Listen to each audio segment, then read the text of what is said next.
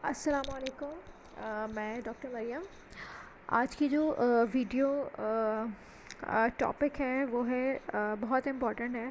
ठीक है, वैसे सारे ही टॉपिक्स इम्पॉर्टेंट होते हैं, लेकिन ये टॉपिक जो है वो शॉर्ट केस के हवाले से बहुत इम्पॉर्टेंट है। लाइक हैंड एग्ज़ामिनेशन है। आज हम करेंगे शॉर्ट केस हैंड एग्ज़ामिनेशन पे, जो कि कॉमनली जो है वो आपके लॉन्ग केस में भी आ सकता है और शॉर्ट केस में भी आ सकता है। और आई होप कि जो मेरी लास्ट वीडियो थी लीजन लोकलाइजेशन की, वो आप लोगों को समझ में आई होगी। अगर उसमें कोई चीज़ या कोई पॉइंट नहीं समझ आ रहा हो तो वो आप कमेंट सेक्शन में लिख सकते हैं। ठीक है। और उसको प्रैक्टिस करें। ठीक है। और प्रैक्टिस करें उसको, और क्योंकि जितना प्रैक्टिस करेंगे तो ख़ुद ब खुद चीज़ें याद होती जाएंगी। ऐसा नहीं होता कि मैंने पढ़ा दिया और आपने सीख लिया और एज़ इट इज़ ऐसा ही आएगा, ऐसा नहीं होता। वेरिएशंस होती हैं। जैसे जैसे आप प्रैक्टिस करेंगे आपका माइंड खुद जो है ना उस चीज़ को प्रोसेस करेगा, और वेरिएशंस होती हैं वो आपको फिर खुद समझ में आएंगी। इतना आसान नहीं होता लीजन लोकलाइजेशन, लेकिन इतना मुश्किल भी नहीं होता। लेकिन आपको अगर की पॉइंट्स पता हो ना, और आपने केसेस देखे हो, लाइक आपने जितनी भी लीजन ऑफ लोकलाइजेशन के जो 5 स्टेप्स थे उन सब पे अगर आपने केसेस किए हुए हो ना, तो एक अच्छा कॉन्फिडेंस बिल्ड हो जाता है। कोशिश करें उन सब के केसेस, लॉन्ग केस के उसमें या शॉर्ट केस में प्रैक्टिस ज़रूर करें। जो मैंने फर्स्ट वीडियो थी मेरी लॉन्ग केसेस की के टॉपिक्स की, वो सारे टॉपिक्स कवर होने चाहिए एक दफ़ा एटलीस्ट वंस। आज हम डिस्कस करेंगे कि शॉर्ट केस अगर हेड एग्ज़ामिनेशन पे आता है तो उसको कैसे करना है। ठीक है। ये अलग से कमांड होती है। ठीक है। वैसे जीपीई में भी मैंने बताया था, जीपीई के शॉर्ट केस में, कि कोई भी सिस्टम आ सकता है, आरए का पेशेंट भी जीपीई में आ सकता है। तो आपने सिंपल जीपीई के स्टेप सारे करके फिर जितना आपके पास टाइम हो आपने ये शॉर्ट, अगर आरए का, अगर आपको लग रहा है कि उसकी हैंड एग्ज़ामिनेशन ज़रूरी है, उसमें डिफ़ॉर्मिटीज़ हैं, तो फिर आप उसमें ये वाली स्कीम फॉलो करेंगे। और अलग से भी आ सकता है कि वो कह देंगे भाई लुक एट द पेशेंट या look at the hands and do the relevant examination, तो फिर आपने हैंड से स्टार्ट करना है डायरेक्ट। ये जो हैंड एग्जामिनेशन है ये रोमेटोलॉजी को कवर कर रही है। ठीक है। दो तरह की हैंड एग्जामिनेशन दो सिस्टम में हो सकती है। ठीक है। लाइक क्लॉ हैंड जो है वो एक रोमेटोलॉजी में भी आ सकता है। ठीक है। सिस्टमिक स्क्लेरोसिस में हो गया, क्लॉ हैंड हो जाते हैं, और एक न्यूरोलॉजिकल में भी आ सकता है, इससे सिरिंगोमाइलिया हो गया। ठीक है। न्यूरोपैथी हो गई। तो ये दो सिस्टम होते हैं जो कि आपने क्लॉ हैंड में सोचने होते हैं, एक न्यूरो का और एक रोमेटो का। मैं जो इसमें करा रही हूँ वो रोमेटोलॉजी को कवर कर रही हूँ। ठीक है। चलें स्टार्ट करते हैं।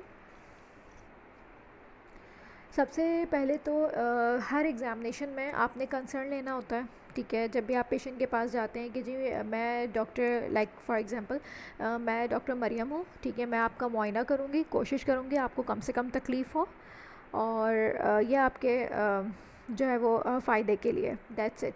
इजाज़त नहीं लेनी होती कि आपकी इजाज़त है या नहीं है। लेट्स सपोज उसने कह दिया कि इजाज़त नहीं है, तो आपके 2-3 मिनट चले जाएंगे उसको कन्विंस करने में। तो आप सिर्फ इतना कहें कि मैं डॉक्टर मरियम हूँ, मैं आपका मुआयना करूँगी, आपके इलाज के लिए ज़रूरी है, कोशिश करूँगी इस दौरान आपको कोई तकलीफ़ नहीं हो। That's it, that is your concern. ठीक है। कंसर्न लेने के बाद आपने एक्सपोज करना है, ये इंपॉर्टेंट होता है। हर एग्जामिनेशन में 1-2 सेकंड आपको लगते हैं, एक तो कंसर्न लेने में लगते हैं, दूसरा उसको एक्सपोज कराने में। आप एक दफ़ा एक्सपोज करा देना तो बार बार की टेंशन ख़त्म हो जाती है कि आप हर स्टेप पे उसको एक्सपोज करा रहे हैं। यहाँ का एक्सपोजर हैंड एग्जामिनेशन पे अगर आपका शॉर्ट केस है तो आपने उसकी स्लीव्स जो है वो कहनी है। अगर तो मेल पेशेंट है तो इट्स बेटर कि वो अपनी शर्ट को उतार दें, क्योंकि हो सकता है कोई रैशेस हो सकते हैं। ठीक है। जो आप मिस कर सकते हैं, कोई बैक एग्जामिनेशन हो जो फाइंडिंग्स हो जो मिस कर सकते हैं। बट अगर वो नहीं मना कर रहा है शर्ट उतारने से, या फीमेल है, तो आप इतना कह दें कि मैक्सिमम एक्सपोजर कि जो उसकी स्लीव्स हैं वो अपने एल्बोज़ तक फ़ोल्ड कर लें, ताकि आपको एटलीस्ट एल्बो तक का एक्सपोजर हो। ठीक है। फिर पोजीशन बेहतर है कि पेशेंट बैठे हुए हों। ठीक है। आपने उससे कहना है कि जी अपने दोनों हाथ, अगर वहाँ पिलो अवेलेबल हो तो आपने उसके दोनों हाथ पिलो के ऊपर रखने हैं। ठीक है। कि अपने दोनों हाथों को इस पिलो के ऊपर रखिए। लेकिन अगर पिलो नहीं है तो आपका जो वो होता है, जिस पे जो किट होती है, क्लिनिकल किट होती है, आपने वो रखनी है और उससे कहना है उसके ऊपर अपने दोनों हाथ रखें। अगर पिलो वहाँ नहीं है तो आप मांग भी सकते हैं। आप कह सकते हैं कि जी मुझे पिलो चाहिए, वरना आप अपनी किट रख दें और कहें कि भाई अपने दोनों हाथों को इस किट के ऊपर रख लें। तो ये 3 चीज़ें लाजमी करनी है, क्योंकि एक्सपोजर नहीं होगा, कंसर्न नहीं होगा, पोजीशन नहीं बनेगी, आपकी एग्जामिनेशन में कुछ ना कुछ लैकिंग रह जाएगी। ठीक है, ये 3 चीज़ें हो गई यहाँ पे। अब आ जाए इंस्पेक्शन पे। अब आपने एक्सपोज करा लिया, ठीक है, एक दफ़ा 1 सेकंड के लिए जो है ना फुट एंड पे जाके पेशेंट को हेड टू टू ज़रूर देखें। आपको पता चल जाएगा कि जो हैंड एग्जामिनेशन है ये रोमेटो की तरफ जा रहा है या न्यूरोलॉजी की तरफ जा रहा है। ठीक है, ओवरऑल हेड टू टू आपने लुक देख लिया पेशेंट का, 1 सेकंड लगता है इसमें खाली, और इससे इंप्रेशन बहुत अच्छा जाता है। फिर आप आगे इसके हैंड्स पे, आप राइट साइड पे खड़े हुए हैं, ठीक है, पेशेंट बैठा हुआ है, उसने अपने दोनों हाथ या तो पिलो पे रखे होंगे या फिर उसने रखे होंगे अब क्लिनिकल किट के ऊपर। अब आपने इंस्पेक्शन पे क्या क्या चीज़ें देखनी है, ये वो चीज़ें हैं, देखें देखते तो हम सब कुछ हैं, ठीक है, हमें पूरी एग्जामिनेशन कर लेंगे, लेकिन जब हम बता रहे होते हैं ना, हम उसमें से 50% चीज़ें भूल जाते हैं। ठीक है, चाहे वो फाइंडिंग्स हो, चाहे वो पॉजिटिव या नेगेटिव फाइंडिंग्स हो, हम देखेंगे तो सब कुछ, ठीक है, हमारे माइंड में भी होगा, लेकिन हम बताते हुए वो चीज़ें मिस कर जाएंगे। तो इसकी बेहतरीन प्रैक्टिस ये है कि आपके साथ कोई जो पार्टनर हो, उस आप ना पैराग्राफ बनाएं, ठीक है, लेट सपोज जो मैं हैंड एग्जामिनेशन आज करा रही हूँ ना, इसको ना आप एक पैराग्राफ में ना, फॉर एग्जांपल आर की अगर मैं करा रही हूँ ना, एक पैराग्राफ बना लें और उसको याद करें ताकि आपके जो है ना अल्फाज वो निकलें, क्योंकि वहाँ नहीं बोला नहीं जा रहा होता। ठीक है, अब इंस्पेक्शन में आपने क्या देखना है, सबसे पहले हम डॉर्सम सरफेस देखेंगे, उसके बाद जो है ना हम प्लांटर सरफेस देखेंगे। डॉर्सम सरफेस पे आपने क्या देखना है, सबसे पहले तो डिफ़ॉर्मिटी। अगर तो टिपिकल आरे का पेशेंट होगा तो वो तो एक बहुत ज़्यादा डिफ़ॉर्म, ऐसा नहीं होता कि 1-2 डिफ़ॉर्मिटी होती हैं। पेशेंट जो है ना बहुत जो है ना ख़तरनाक आरे के साथ आते हैं और उनकी बहुत ज़्यादा मल्टीपल डिफ़ॉर्मिटीज़ होती हैं, तो आपने सारी डिफ़ॉर्मिटीज़ को याद भी करना है, गौर से देखना है, और कोई डिफ़ॉर्मिटी मिस नहीं होनी चाहिए। ठीक है, आपने सारी डिफ़ॉर्मिटीज़ देखनी है। वो क्या डिफ़ॉर्मिटीज़ होती हैं वो हम आगे डिस्कस करेंगे। लेट सपोज़ आरे का पेशेंट है तो आपने उसमें क्या देखना है कि उसकी जो है वो ग्रॉस डिफ़ॉर्मिटीज़ क्या है, लाइक रिस्ट जॉइंट पे, ठीक है, रिस्ट जॉइंट पे स्क्वायरिंग ऑफ वर्टिब्रा होता है, ठीक है, आपने डॉर्सम ऑफ हैंड देख रहे हैं ना, और उसकी सबलक्सेशन तो नहीं है। ठीक है, अगर आपने पेशेंट्स देखे हुए होंगे आरे के, आपने शॉर्ट केसेस किए हुए होंगे तो आपके लिए क्विकली हो जाएगा ये, अदरवाइज़ आपको मुश्किल होगी। ठीक है, आपने बॉटन ईयर, स्वान नेक डिफॉर्मिटीज़, जेड डिफॉर्मिटीज़, ठीक है, रेडियल अल्नर डेविएशंस, ठीक है, ये तो हो गई आरे की डिफॉर्मिटीज़। ज़रूरी नहीं है आरे का पेशेंट हो, सिस्टमिक स्क्लेरोसिस का आ सकता है, तो आपने क्या देखना है कि उसके हैंड्स बिल्कुल क्लॉ हैंड होगा, यानी कि इतनी स्किन टाइटनिंग शाइनी स्किन होगी कि उसका हैंड जो है वो क्लॉ हैंड होगा।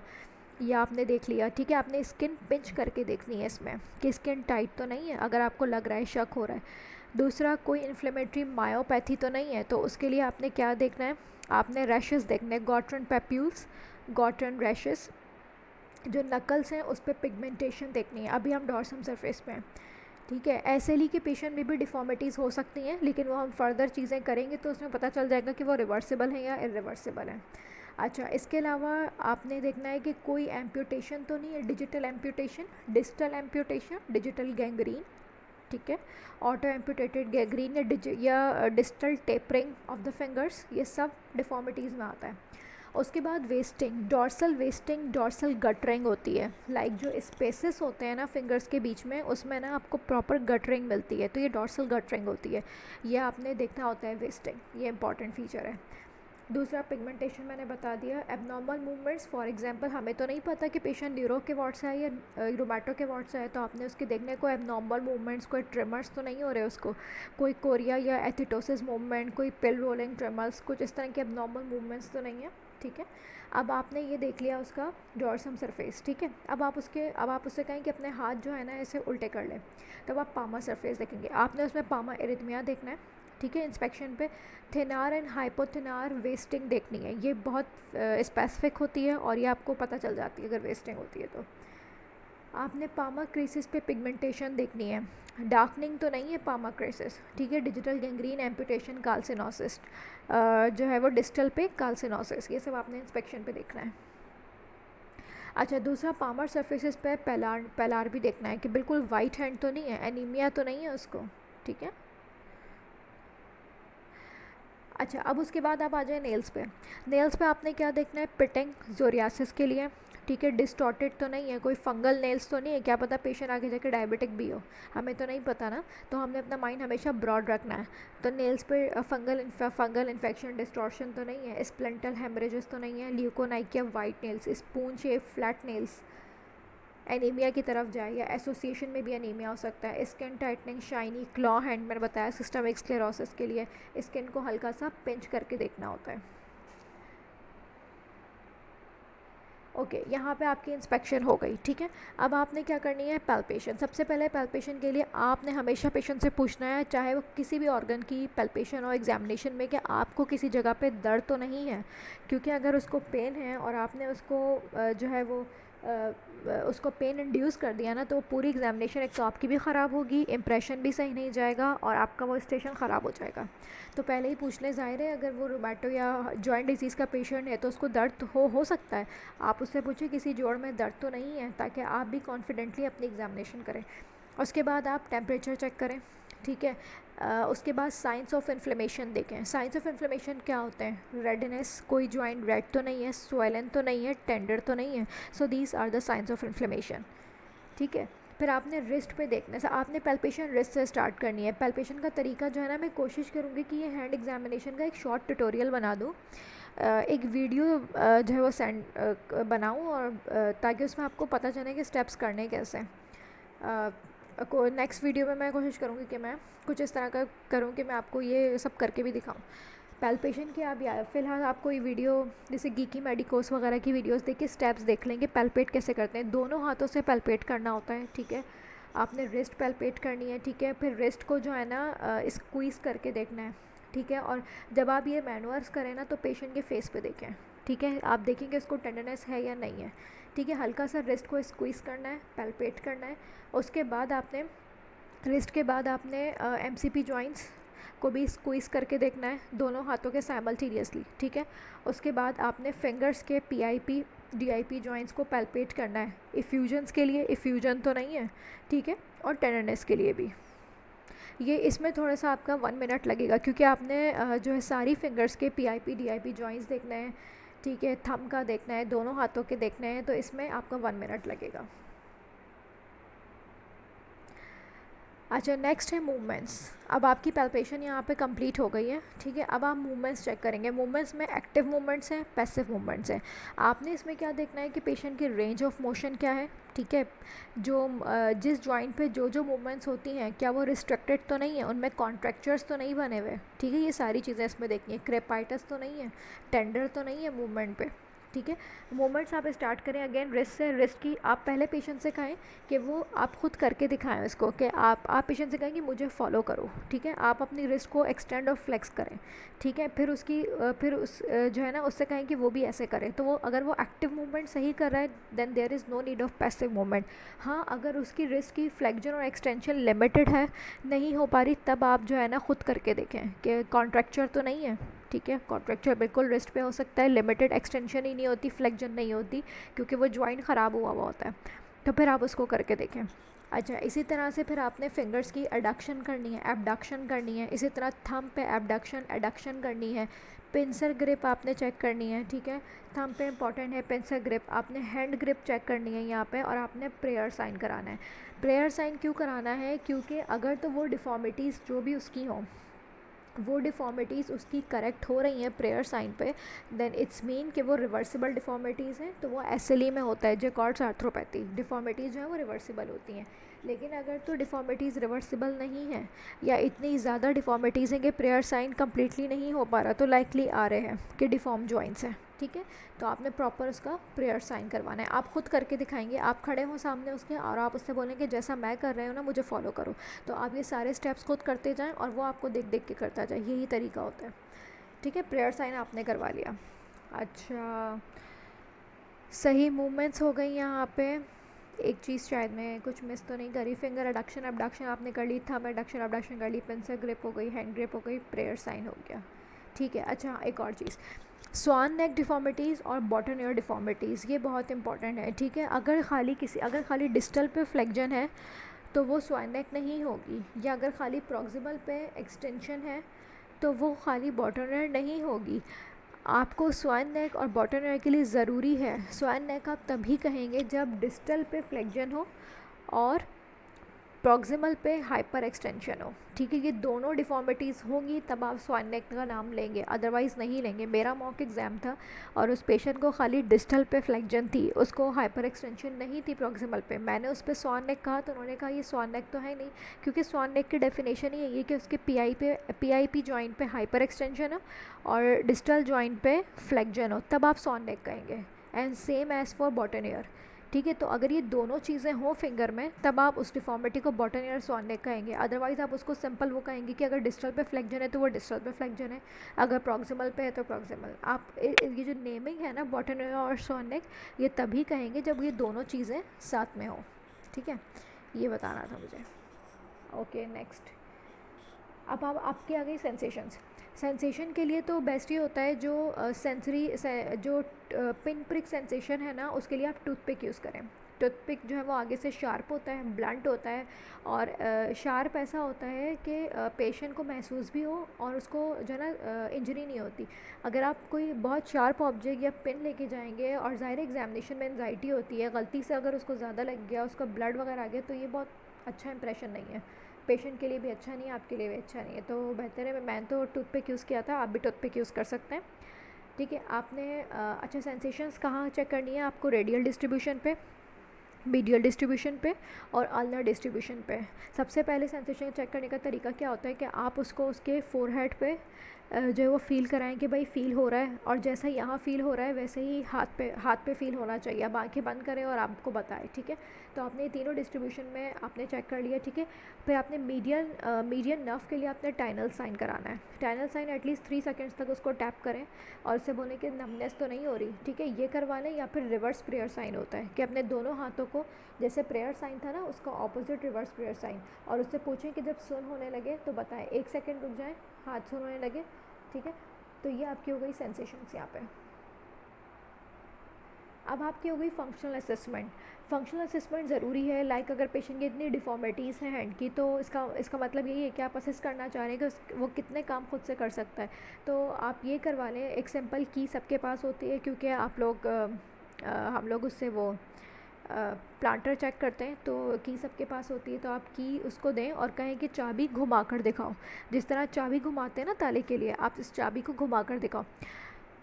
तो ये दोनों हाथों से आपने ये करवाना है। तो वो घुमा पा रही है, नहीं घुमा पा रही, इससे आपकी फंक्शनल असेसमेंट हो रही है। ये फाइन मोटर स्किल हो गया, ठीक है।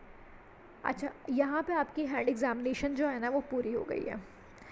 ये हैंड एग्जामिनेशन आपकी पूरी हो गई है, जो आपकी 3 सेकेंड्स में या 4 सेकेंड्स में हो जानी चाहिए, क्योंकि फिर अब आपको रेलिवेंट भी करना है। ये हैंड एग्जामिनेशन के बहुत इंपॉर्टेंट स्टेप्स हैं और इन स्टेप्स में से कोई भी स्टेप मिस नहीं होना चाहिए, ठीक है। ये बिल्कुल मिस नहीं होना चाहिए, क्योंकि बहुत इंपॉर्टेंट स्टेप्स हैं। अब आपने रेलिवेंट करना है। रेलिवेंट में आप कैसे करेंगे? अब आपने फोर आर्म पे जाना है, ठीक है। फोर आर्म पे आपने कैसे पूरा फोर आर्म ना रिस्ट से लेके एल्बो तक पल्पेट करना है, ठीक है। आप किसके लिए? रोमेटॉइड नोड्यूल्स के लिए। आप पल्पेट करके एल्बो तक जाएंगे, फिर एल्बो में आप देखेंगे कि कोई ऑलीकरण बरसा तो नहीं है, कोई स्वेलिंग इफ्यूजन नहीं हो। फिर आप उस पर कहेंगे कि बिल्कुल अपने दोनों हाथों को, बिल्कुल आप सामने खड़े हो जाएंगे और कहेंगे कि मुझे फॉलो करो। आप अपने दोनों हाथों को जो है फोर आर्म को फ्लेक्स और एक्सटेंड करेंगे और उससे कहेंगे वो भी करके दिखाए, ठीक है। और इसमें आपने उसको क्रेपाइटस भी चेक करना है, हाथ रख के भी मूव कराना है कि क्रेपाइटस तो नहीं है, ठीक है। उसके बाद आपने फोर आर्म पे ब्रूसेस भी देखने हैं, ठीक है। हो सकता है पेशेंट लॉन्ग टर्म स्टेरॉइड्स पे हो, भाई आईवी ड्रग एब्यूज़र हो, कोई ब्रूस मार्क, कोई आईवी मार्क, कोई स्कार मार्क, आपने इंस्पेक्शन में सभी देखना है, ठीक है। रोमेटॉइड नोड्यूल्स तो पल्पेट कर रहे हैं, एक दफ़ा इंस्पेक्शन पे देखना है कैन्युलेशन ना हो, कोई ब्रूस मार्क, कोई टैटू मार्क, इस तरह की कोई चीज़ ना हो। एल्बो जॉइंट कर लिया, अब आप आ गए, अब आपने एल्बो जॉइंट पे भी फ्लेक्जर एक्सटेंशन करा ली, ठीक है। नेक्स्ट आपका है शोल्डर जॉइंट। शोल्डर जॉइंट पे आपने क्या करना है? आप बिल्कुल सामने उसके खड़े होंगे और अपने दोनों हाथों को अपनी गर्दन के पीछे लेके जाएंगे और पेशेंट से कहेंगे कि आपको वो फॉलो करे। तो ये हो गई एबडक्शन और एक्सटर्नल रोटेशन, ठीक है। फिर आप अपने दोनों हाथों को अपने बटक्स के पीछे लेके जाएंगे, तो ये हो गई एडक्शन और इंटरनल रोटेशन, और पेशेंट से कहेंगे वो आपको फॉलो करे, ठीक है। तो ये आपने शोल्डर जॉइंट पे ये दोनों मूवमेंट्स चेक कर ली। उसके बाद आपने उसी टाइम पे proximal muscle weakness shoulder joint पे चेक करनी है, ठीक है। अब आपका हो गया head and face. Head and face के लिए आपने क्या करना है कि अगर फीमेल है कवर किया हुआ है तो आप उसको अनकवर करें, अगर मेल है कोई कैप वगैरह पहनी हुई तो उसको हटाएं। हटा के आपने पूरा उसका स्कैल्प देखना है, एलोपेशिया तो नहीं है, ठीक है, हेयर लॉस तो नहीं है, एलोपेशिया ना हो, ठीक है। और इसके अलावा गर्दन देखनी है आपने, नेक पे आपने क्या देखना है, नेक पे आपने कैंथोसिस नाइग्रिकन्स के लिए देखना है, ओबीस पेशेंट है, कैंथोसिस नाइग्रिकन्स तो नहीं है, ठीक है। अच्छा, हेड पे आपने, हेड हो गया, फेस पे आपने ओवरऑल आपने फीचर्स देखने हैं कनेक्टिव टिश्यू डिसऑर्डर्स के, कि पेशेंट को आपने फेशियल रैश हो, कोई मैलार रैश हो, ठीक है, कोई किसी भी किस्म की पिगमेंटेशन हो, ठीक है। ओवरऑल फेस पे वेस्टिंग तो नहीं है, temporal wasting, loss of buccal fat pad, ठीक है, beak like nose, systemic sclerosis जैसी तो नहीं है, पकरिंग ऑफ लिप्स तो नहीं है, बिल्कुल पकड़ लिप्स हो, डिक्रीज माउथ ओपनिंग हो, ठीक है। और इसके अलावा आपने बीक नोज़ देख ली, और इसके अलावा आपने आइस में क्या देखना है, आपने पेशेंट से कहना है ऊपर देखे, ऊपर देखेगा तो आपने नीचे जो है वो पेलनेस देखनी है, फिर उससे कहना है नीचे देखे तो आपने उसके अबव स्क्लेरा पे जॉइंटिस एक्टेरस को देखना है, ठीक है। तो आइस में ये हो गया। उसी टाइम पे आप प्यूपलरी भी चेक कर लें कि भाई इक्वल पिन पॉइंट प्यूपल्स तो नहीं है, बायलैटरली रिएक्टिव है, ठीक है। उसके बाद फिर आप जो है वो उसकी आइस हो गई यहाँ पे। अच्छा, एक्सेसिव हेयर ग्रोथ तो नहीं है, ये भी आपने फेस पे देखना है। दूसरा फिर आपने ओरल कैविटी में आपने एंगुलर केलियोसिस, एनीमिया के फीचर्स भी तो हो सकते हैं ना साथ में, ऐसा तो नहीं है कि अगर उसको आरे का पेशेंट है उसको एनीमिया नहीं हो सकता, आपके पास एनीमिया के साथ भी आ सकता है।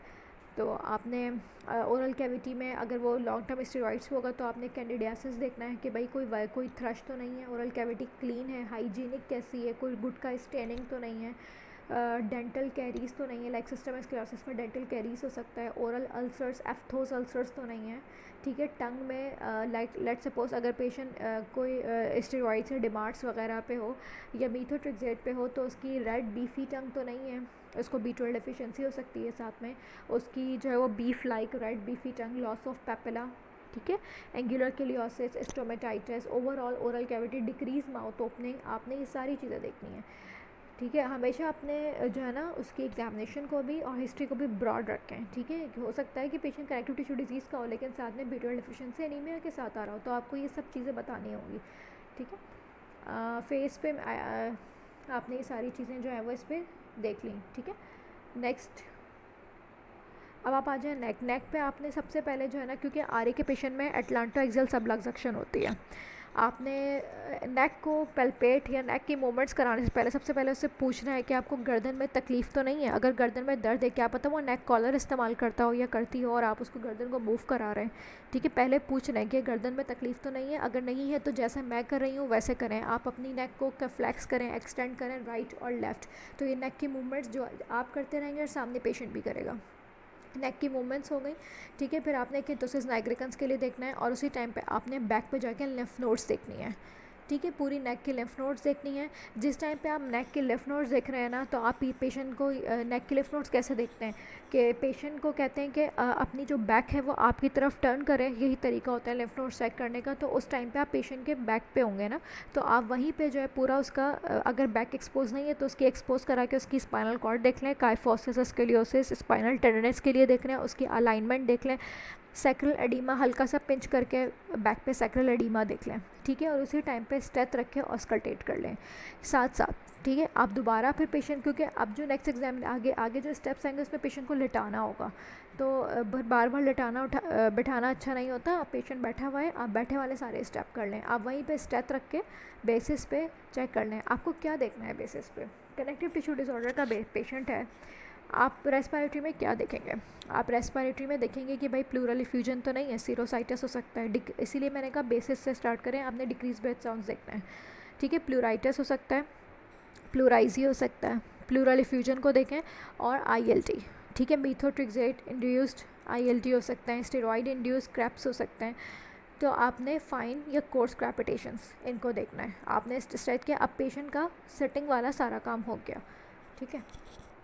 उसके बाद आप हल्का सा जब नेक पे होंगे तो आप पेशेंट बैठा हुआ ही होगा 45 डिग्री पे, थोड़ा सा टिल्ट करके उसकी JVP पे भी नज़र मार ली। अगर JVP एलिवेट नहीं होती तो मैनुअर्स करने की ज़रूरत नहीं होती। चेस्ट मैंने आपको बता दिया, देखिए यहाँ पे ऑस्कल्टेशन हो गई, स्पाइनल टेंडरनेस हो गई, सैक्रल एडिमा, काइफोसिल स्केलियोसिस हो गई।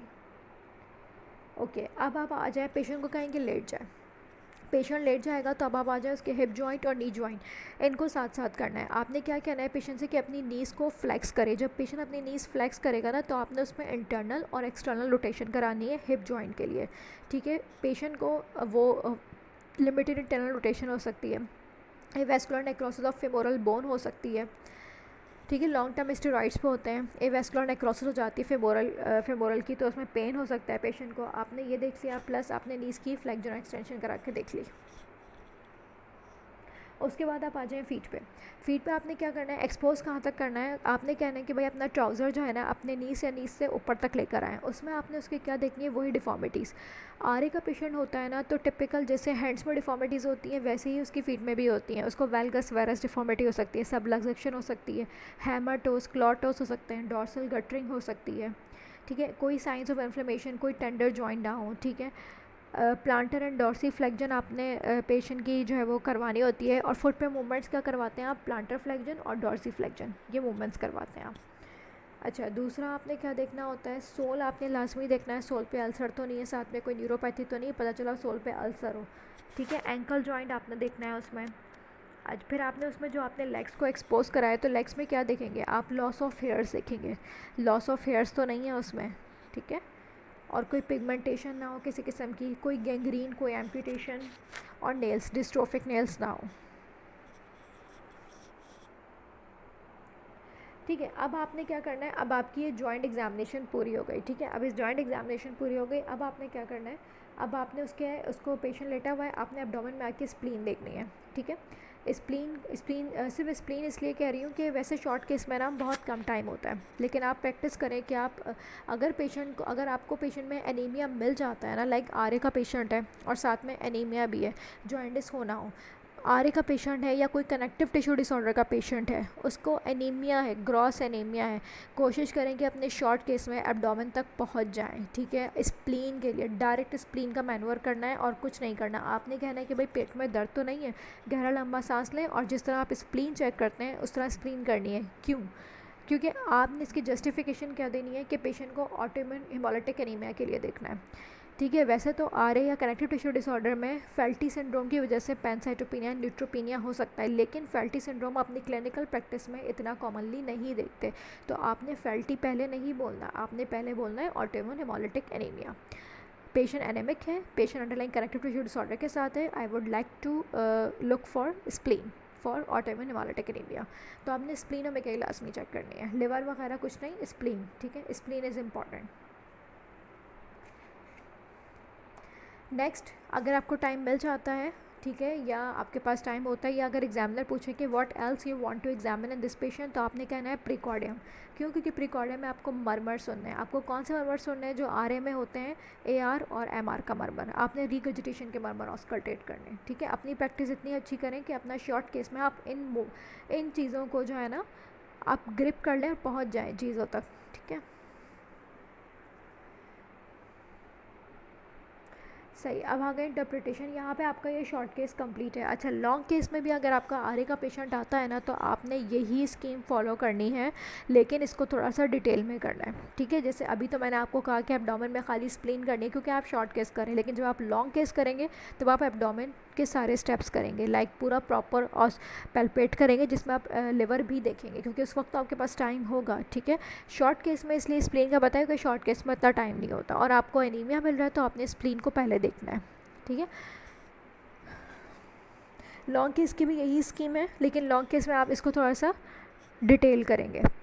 और ये बहुत ज़रूरी होता है कि आरे का पेशेंट है, वो तो देखने में ही लग जाता है ना लुक में कि ये तो आरे का पेशेंट है, तो इसको डायग्नोस करना कोई कमाल बात नहीं होती। वो आपसे ये पूछना चाह रहे होते हैं कि भाई आरे का तो पेशेंट है, अभी किस कंप्लेंट से आया, आपने वो देखा एग्जामिनेशन में, जैसे कि एनीमिया के साथ आया, तो एनीमिया क्यों हुआ इसको, ठीक है। जैसे मेरा एक मॉक एग्ज़ाम में था एक पेशेंट, उसको आरे था, ये तो बहुत आसान था पिक करना कि उसको आ रहे, लेकिन उसको एनीमिया भी था। वो इस वक्त जो है ना, जब उसकी हिस्ट्री वगैरह ली, बाद में पूछा उससे कि वो क्यों आए थे, तो एनीमिया की वजह से आया था। और वो मुझसे पूछना चाह रहे थे कि भाई उसको एनीमिया क्यों हुआ है, यानी कि वो कहना चाह रहे थे कि मैं बताऊं उनको कि मेरे जहन में ऑटोइम्यून हेमोलिटिक एनीमिया है। तो आपकी अप्रोच जो है ना वो नेक्स्ट लेवल पे होनी चाहिए। सिर्फ डायग्नोसिस इज़ नॉट इंटरटेनिंग, ठीक है। डायग्नोस कर देना कमाल नहीं है। इंटरप्रिटेशन मतलब और क्या क्या चीज़ें हो सकती हैं, क्योंकि कनेक्टिव टिश्यू डिसऑर्डर्स बहुत ब्रॉड कैटेगरी है। पेशेंट आपके पास जो है ना मल्टीपल कंप्लेंट्स के साथ आता है, तो अगर एग्जामिनेशन में आपको ये छोटी छोटी चीज़ें जो आपको मिल रही हैं ना, तो आपको उनको जस्टिफाई करना भी आना चाहिए। अब जो इंटरप्रिटेशन है उसका मतलब यही है कि आपको अगर आरे का पेशेंट मिलता है, ठीक है, इन्फ्लेमेटरी मायोपैथी मिल सकती है, रैशेस मिल सकते हैं आपको, जोरियासिस मिल सकता है, इसमें आपको जोरियासिस में भी डिफॉर्मिटीज़ होती हैं, ठीक है, डिस्टल टेपरिंग होगी, और SLE systemic sclerosis connective tissue disorder में तो हेड एग्जामिनेशन में यही आ सकता है। अब इंटरप्रेट कैसे करेंगे? लेट सपोज़ कि अगर आर के पेशेंट एनीमिया के साथ है, तो मैंने उसका आपको बता दिया, ऑटोइम्यून हेमोलिटिक एनीमिया हो सकता है। Patient at the time of examination icteric नहीं हो, आप इस तरह जस्टिफाई कर सकते हैं कि पेशेंट वार्ड से आया है, हो सकता है जॉइंटिस रिजॉल्व हो गया हो, ठीक है, लेकिन जस्टिफाई से। अब वो आपसे क्या क्वेश्चन पूछ सकते हैं? वो आपसे ये पूछ सकते हैं कि भाई how many types of anaemia can be present in the patient with rheumatoid arthritis. तो आपको कैसे बताना है कि भाई माइक्रोसिटिक भी हो सकता है, मैक्रोसिटिक भी हो सकता है। और अब माइक्रोसिटिक क्यों हो सकता है? Anaemia of chronic disease, because it's a chronic long standing disease, तो उसमें आयरन डिफिशिएंसी और माइक्रोसिटिक एनीमिया हो सकता है स्टार्ट में। और आयरन डिफिशिएंसी क्यों हो सकता है आरे का पेशेंट लॉन्ग टर्म स्टेरॉइड्स पे हो, वो ब्लीड कर रहा हो, पेप्टिक अल्सर डिजीज़ हो, आयरन डिफिशिएंसी, ठीक है, may be he is bleeding somewhere gross, और जो है वो ग्रॉस ब्लीडिंग भी हो सकती है, ठीक है, और ऑकल ब्लीडिंग भी हो सकती है, ठीक है। और क्यों हो सकते हैं? साइटोपिनियाज, बोन मैरो सप्रेशन हो रही है, लॉन्ग टर्म डिजीज़ है, बोन मैरो सप्रेशन हो रही है, drug induce bone marrow suppression हो रही है, जो डिमार्ट्स हैं, ठीक है, जो मीथोट्रिक्सेट हैं, ये सारे साइटोपिनियाज कराती हैं। डिमार्ट्स हैं, बायोलॉजिकल एजेंट्स हैं, ये बोन मैरो सप्रेशन करा सकते हैं। तो इट्सेल्फ इसकी वजह से भी जो है ना वो डिफिशिएंसी नहीं में आ सकता है। सेकेंड कि पेशेंट की को मैल एब्जॉर्प्शन हो रही है, पेशेंट की एब्जॉर्प्शन का इशू है, इस वजह से भी उसको आयरन डिफिशिएंसी माइक्रोसिटिक एनीमिया हो सकता है। मैक्रोसिटिक एनीमिया क्यों हो सकता है? क्योंकि अगर पेशेंट मीथोट्रिक्सेट ले रहा है तो वो करवाती मैक्रोसिटिक एनीमिया, ड्रग इंड्यूस हो सकता है, ठीक है, B12 डेफिशिएंसी से हो सकता है। तो आपको इस तरह से जस्टिफाई करना है, सही है। मैं आपको ये इसलिए बता रही हूँ कि आप इसी तरह से वाइवा याद करें अपना शॉर्ट केस में। इतना टाइम नहीं होता कि आप सोच रहे हो बैठ के। अगर इस तरह से बताएंगे ना कैटेगराइज करके, तो आपके पास बोलने का चांस भी ज़्यादा है और उसको सुनने में भी अच्छा लगेगा और आपका स्टेशन अच्छा हो जाएगा। ये पूछ सकते हैं आरे के साथ आपके, ठीक है। इसके अलावा एनीमिया ही मोस्ट कॉमन जो है वो इसमें आता है, ठीक है।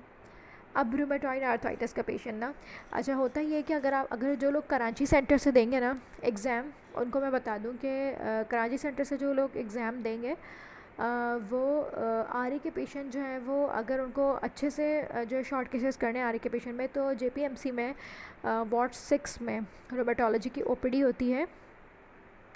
डेज़ मुझे एग्जैक्टली याद नहीं, या तो मंडे वेडनेसडे हैं। रोमेटो की OPD होती है, आप वहाँ चले जाएं 9 बजे, ठीक है, और वहाँ आपको जो है ना मल्टीपल पेशेंट्स मिल जाएंगे। आप शॉर्ट केसेस के लिए आप उन पेशेंट्स पे एटलीस्ट आप एक दफ़ा देख लेना डिफ़ॉर्मिटीज़, तो आपको कॉन्फिडेंस हो जाएगा। वहाँ आपको ना एग्ज़ाम में सोचना नहीं पड़ेगा कि ये कौन सी डिफ़ॉर्मिटी है, और फिर उसको याद नहीं करना पड़ेगा। तो एक दिन चले जाएँ एग्ज़ाम से पहले, या एग्ज़ाम से एक हफ़्ता पहले, या किसी भी टाइम निकाल के वो पेशेंट्स आप देख लें, ठीक है। उसमें बहुत मैंने भी जो है वो पेशेंट्स देखे थे, बहुत जो है ना बहुत डिफ़ॉर्मिटीज़ के साथ आते हैं, मल्टीपल डिफ़ॉर्मिटीज़, एक डिफ़ॉर्मिटी नहीं होती, आप बहुत डिफ़ॉर्म हैंड्स होते हैं उनके और स्टेबल होते हैं, तो वो आ सकते हैं एग्ज़ाम में। तो एक दफ़ा ये देखिए, ये सारी जैसे आरे की डिफ़ॉर्मिटीज़ हैं, जैसे ये जेड डिफ़ॉर्मिटी है, बॉटनर डिफ़ॉर्मिटी है, स्वान नेक डिफ़ॉर्मिटी है। देख रहे हैं आप स्वान नेक में कि डिस्टल फ्लेक्जन अगर है तो PIP पे हाइपर एक्सटेंशन है, तभी इसको स्वान नेक कहेंगे, अदरवाइज़ नहीं कहेंगे। सबलक्सेशन है इसमें, ठीक है, बिल्कुल ऐसे ही पेशेंट्स आ रहे होते हैं, बल्कि इससे भी ज़्यादा वर्स आते हैं। तो जो है ना उसमें फिर आपको प्रैक्टिस हो जाएगी कि उनको जल्दी जल्दी देखने की। जैसे ये डिफ़ॉर्मिटीज़ हैं जिसमें एरोज़ बने हुए हैं, अब जो ये इसमें जो ये जैसे इसमें ये बॉटन लास्ट की जो लिटिल फिंगर है, इसमें ये बॉटन डिफ़ॉर्मिटी है, ठीक है। प्लस ये जो MCP जॉइंट्स पे ये जो 2 स्वेलिंग्स हैं, ये सबलक्सेशन है, ठीक है। ये जेड डिफ़ॉर्मिटी है, हाँ। जैसे आ गया स्वाइनिक डिफ़ॉर्मिटी, जब ये दोनों चीज़ें होंगी ना, ये दोनों चेंजेस जब PIP और DIP जॉइंट्स पे होंगी, तभी आप इन डिफ़ॉर्मिटीज़ को नाम देंगे, अदरवाइज़ आप इनको सिंपल नेमिंग करेंगे। Okay, thank you. यहाँ पे ये लेक्चर कंप्लीट हो रही है। मैंने आरे की एग्जामिनेशंस बताई थी, क्योंकि आरे का ही पेशेंट आता है।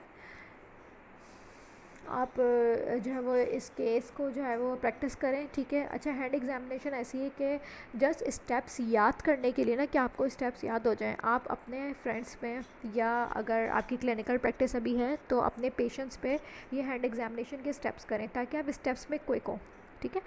सबसे पहले तो आप स्टेप्स को याद करें, ठीक है, और उन स्टेप्स को क्विकली परफॉर्म करने की कोशिश करें ताकि आपकी वो प्रैक्टिस अच्छी हो जाए, ताकि आप जब रियल पेशेंट्स में रियल डिफ़ॉर्मिटीज़ वाले पेशेंट देखें ना, तो उस वक्त आप खड़े होकर स्टेप्स ना याद कर रहे हों, आपको स्टेप्स आते हों और आप चीज़ फाइंडिंग्स पिक कर रहे हों, ठीक है। स्टेप्स को अपनी आपस में फ्रेंड्स में या पेशेंट्स पे जिनके बिल्कुल नॉर्मल हैंड हो, उन पे जाके स्टेप्स की प्रैक्टिस करें ताकि स्टेप्स याद हों, ठीक है। जब स्टेप्स याद होंगे ना, तो जब आप डिफ़ॉर्मिटीज़ के साथ पेशेंट दिखेंगे तो आपको भी डिफ़ॉर्मिटीज़ पिक होंगी, वरना आप वहाँ खड़े होकर स्टेप्स ही सोच रहे होंगे कि मैंने क्या किया क्या नहीं किया, ठीक है। कोशिश करूँगी कि इसको जो है वो इसकी वीडियो बनाऊँ, ठीक है। एक्चुअली क्लिनिकल प्रैक्टिस में फ़िलहाल नहीं हो तो मुश्किल है थोड़ा video banana, but I will try कि मैं इस पे कोई शॉर्ट्स यूट्यूब शॉर्ट बनाऊँ ताकि स्टेप्स पता चलें। और आप लोग प्रैक्टिस करें इसको। जिन लोगों ने चैनल सब्सक्राइब नहीं किया वो सब्सक्राइब करें, लाइक करें, शेयर करें अपने कोलीग्स के साथ, और अपना फ़ीडबैक ज़रूर दीजिएगा इस वीडियो पे कि आपको ये कैसी लगी, ठीक है। टेक केयर, अल्लाह हाफ़िज़।